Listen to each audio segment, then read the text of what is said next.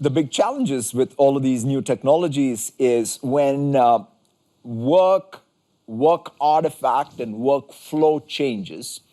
That means we, as firms, have to change how we work. In fact, I remember meeting the CEO of Generali, a few years back, and he was describing, he had joined the firm, pre-PC era, and he was describing how, for example, they worked with their agents in the field with faxes, interoffice memos, and suddenly the PC showed up, and people would then put a spreadsheet in an email and send it around, and the entire workflow and the work process changed, right? So similarly, I think with AI, you are going to start seeing actual change in how workflow happens, right? I mean, even in fact, for me, coming to Davos, 50 bilateral meetings I have, preparing for those, had a particular workflow, right? Which is, there is to be, my field team would prepare notes, and that would come to my HQ, and that would get further refined.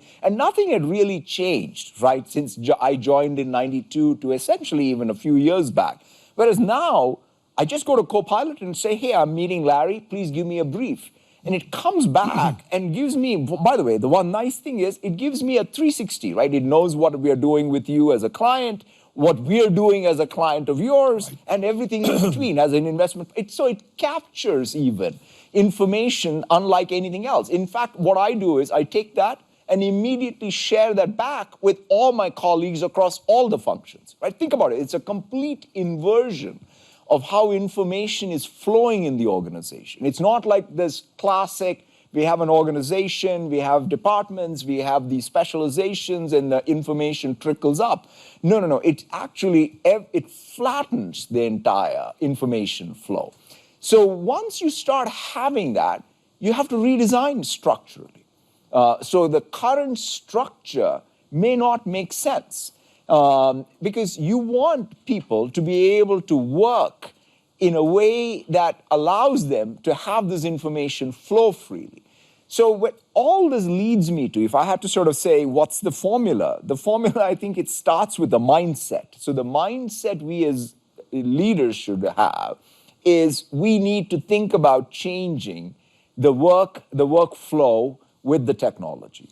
Then that needs skill set. So you can't sort of talk about this in the abstract. You got to use it. Like, so if I'm not using the tool, you have to trust it. You have to trust it. You have to use it. You have to learn even how to put the guardrails to trust it, right? So you can't just be afraid of it.